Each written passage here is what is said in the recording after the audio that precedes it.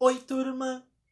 Hoje vamos falar sobre uma das grandes novidades da lista de leituras obrigatórias do vestibular de 2021 da URGS, a Universidade Federal do Rio Grande do Sul. É um livro moçambicano, português, de uma escritora chamada Isabela Figueiredo, e o livro se chama Caderno de Memórias Coloniais. Este livro, pouco conhecido por nós até então, foi publicado em 2009 em Portugal, que é a terra natal da Isabela. Então, a primeira coisa que precisamos saber é que não se trata de um livro brasileiro, e sim de um livro escrito em língua portuguesa, que vai nos apresentar uma parte da história pouco conhecida, pouco explorada por nós até então, que é a relação do colonizador Portugal com um país africano que foi sua colônia até a segunda metade do século XX, mais precisamente até 1975. Eu estou falando de Moçambique. Então, antes da gente conhecer melhor sobre essa história, vamos conhecer melhor a autora. A Isabela nasceu em 1963 na capital de Moçambique, que na época se chamava Lourenço Marques e que hoje é conhecida por Maputo. Ela é filha de portugueses que migraram para Moçambique para ajudar a colonizar o país, mas que tiveram que retornar para Portugal depois da independência de Moçambique em 1975. E a Isabela, criança nessa época, obviamente retornou com a sua família para Portugal, mesmo sem nunca ter estado lá. Por isso que ela é chamada de retornada. E é estima-se, entre 600 mil portugueses que tiveram que abandonar as colônias portuguesas africanas, não só Moçambique, como Angola, Cabo Verde, Guiné-Bissau, São Tomé e Príncipe, quando esses países conquistaram as suas independências. Em Portugal, a Isabela estudou, graduou-se, trabalhou muitos anos como jornalista e começou a publicar os seus livros em 1983. Mas é em 2009, com o Caderno de Memórias Coloniais, que a Isabela ganha destaque, reconhecimento e prêmios literários. Moçambique é um país localizado no sudeste do continente africano, que, assim como o Brasil, foi colonizado por Portugal a partir do século XVI. Ao longo dos séculos, a coroa portuguesa explorou economicamente este país, nenhuma novidade para nós, e ampliou significativamente as desigualdades econômicas e sociais entre os povos nativos e os colonizadores portugueses que lá se estabeleciam para colonizar e lucrar. Moçambique é um país irmão do Brasil, e não apenas a língua nos une, como também outros traços culturais deixados pela colonização. E na minha opinião, esses laços que nos unem deveriam ser muito mais explorados, mas esse não é o assunto do vídeo não. Voltemos a falar do livro. Caderno de Memórias Coloniais é um livro genial por uma série de motivos. Primeiro, porque não conseguimos definir exatamente em qual gênero a obra se encaixa, porque ela é uma mistura de memória, biografia, ensaio, romance. Isso porque um dos personagens de maior destaque da obra nada mais é do que o pai da escritora, o pai da Isabela Figueiredo. Segundo, o livro é narrado em primeira pessoa, pela própria Isabela, e segue certa ordem cronológica. É basicamente uma mistura de caderno de memórias com fotos, como essas que vocês estão vendo aí, em que a autora vai narrando, vai nos contando sobre fatos, episódios do passado, que dizem muito a respeito sobre o seu pai, sobre a sua família, sobre ela mesma, mas que também dizem muito a respeito sobre a pequena sociedade portuguesa estabelecida em Moçambique, que era uma sociedade extremamente racista, preconceituosa, xenófoba, sexista e machista. Terceiro, o livro é chocante, meus amigos. Chocante porque a Isabela foi muito corajosa em retratar sem rodeios todo o preconceito racial de seu pai para com os moçambicanos. pretos. O cara, o pai dela, era eletricista, não tinha tanto dinheiro assim. A narradora deixa claro que em Moçambique, na época, havia outros portugueses brancos muito mais ricos que ele, mas ele era basicamente um pequeno burguês que precisava de mão de obra para poder tocar o seu negócio. E para isso, ele contratava homens pretos, porque os homens pretos eram muito mais baratos do que os homens brancos.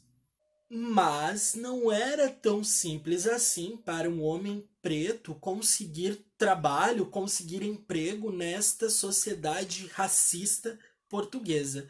A autora deixa claro isso nesse trecho aqui. O negro estava abaixo de tudo. Não tinha direitos. Teria os da caridade, e se a merecesse. Se fosse humilde, se sorrisse, falasse baixo, com a coluna vertebral ligeiramente inclinada para a frente e as mãos fechadas uma na outra, como se rezasse. Esta era a ordem natural e inquestionável das relações. Preto servia o branco, e branco mandava no preto. Para mandar, já lá estava o meu pai. Chegava de brancos. Turma, o pai da autora, narradora, era extremamente racista. E tem momentos que é até difícil de ler o livro. O que nos leva ao quarto motivo dessa obra ser genial. É porque a autora explorou sem medo todo o racismo, todo o preconceito dos retornados para com os nativos. Um assunto praticamente proibido e praticamente não explorado pela literatura e pelas manifestações artísticas em Portugal. Ela fala em algumas reportagens que, quando lançou o livro, ouviu os piores insultos dos seus compatriotas portugueses. Diziam que ela era uma mentirosa, uma traidora à memória do pai, que ela pertencia a uma classe social baixa e que ela era também, claro, puta.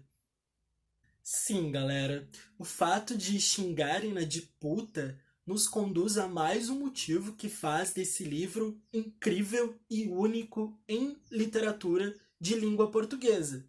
Porque a autora aborda questões de gênero sem nenhum tabu.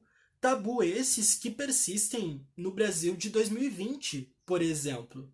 Ela fala sobre a sexualidade, ela fala sobre o aflorar de sua sexualidade ainda menina.